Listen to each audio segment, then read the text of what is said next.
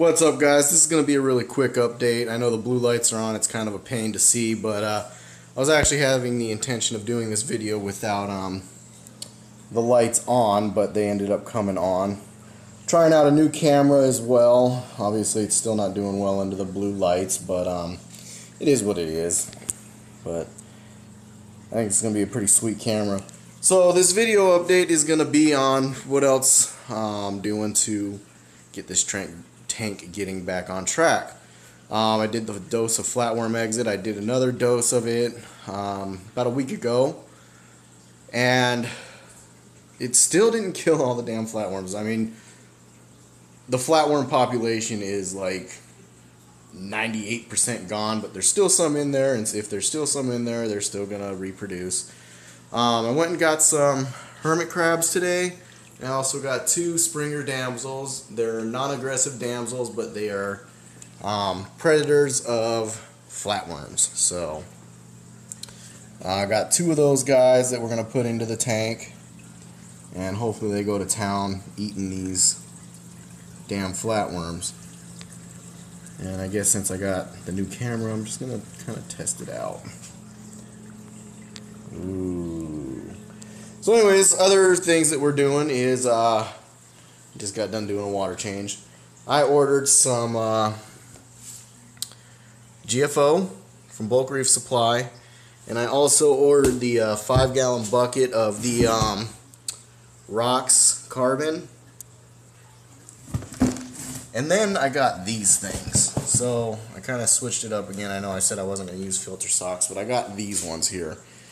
These are 7-inch filter socks by 16 inches, and real cheap. We'll get back to those in a minute. So, got the filter socks, Rocks Carbon, and a bunch of GFO, and also, whoops, go underneath the stand.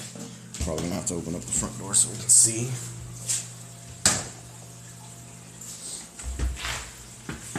Whoops. Unedited. This is raw, people.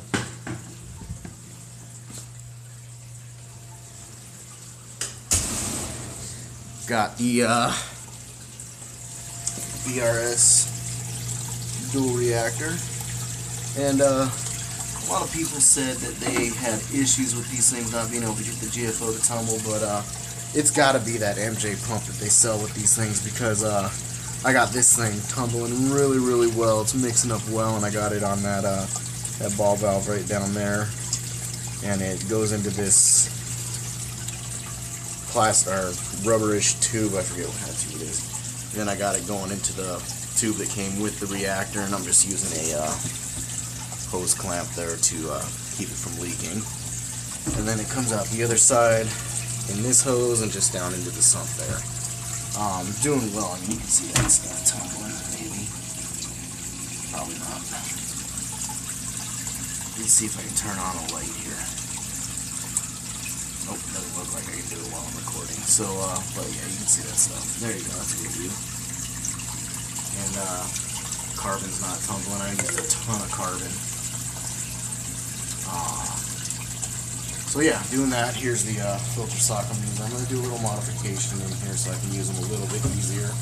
But I just used a little hook there, and then I'm using some old airline hose for right now to keep them suspended.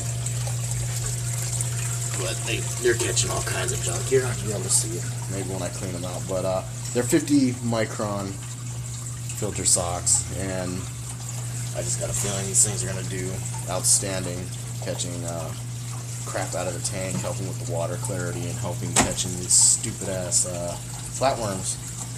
So yep, that's what we got going on there.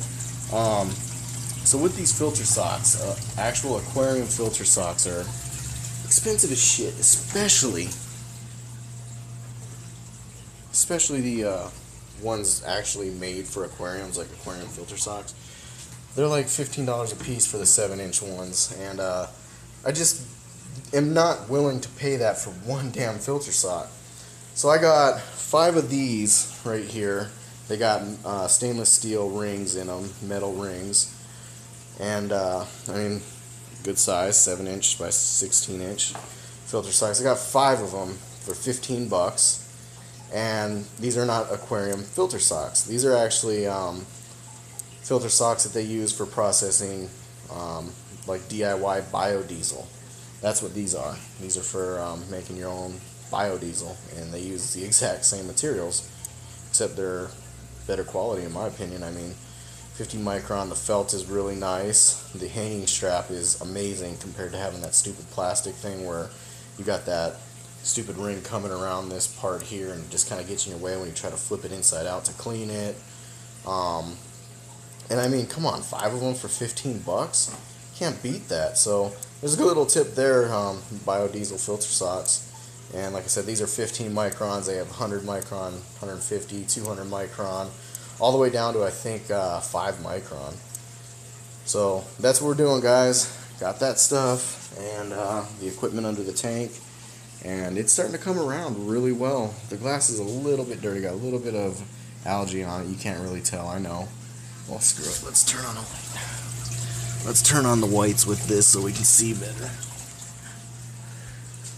Maybe a little better. I turned the whites down a little bit to I was having a really bad cyano issue, so I wanted to turn the whites down a little bit to hopefully help it. But you can see the algae starting to break free off of the rocks, which is nice. I took all my Akins and put them over here. It's going to be washed out, but there's 18 or so Akins over there. What I did, so my sand sifting goby, this guy here, would stop burying all the corals that I wanted to put on the sand bed. I went and bought some egg crate over there, and I made platforms, big platforms for the Akins to sit on. So as I get more Akins, the platform goes all the way to like out here. I can just keep putting Akins on top of it, and he can't bury it. He can dig underneath it, which is cool. I'm good with that. I got a bunch of Nacerius snails as well that, you know, embed themselves in the sand. Did the same things for my mushrooms. I'm kind of starting a little mushroom garden over here. This is one of my favorite mushrooms. I'm kind of glad I got it here. I can finally start getting close-ups on the mushrooms. But yeah, that's a good piece too that goes to about here, almost all the way to the glass back here. And these are all sitting on egg crates, so we can't bury these. Did the same with the scalemias. I'm sorry, the plates and the scalemia.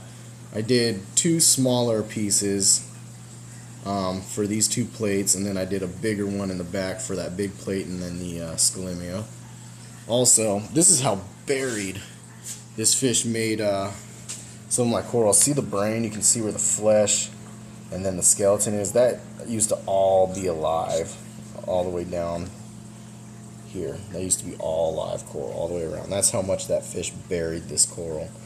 So hopefully, I mean, it'll probably take like another 3 or so years for it to grow back to where it was, but I got him on an egg crate little stand too. So that's what we got going on, guys. That's coming around. Very excited. I'm able to put a lot of effort back into it again, so I'm excited. Anyways, alright guys, we'll see you on the next one.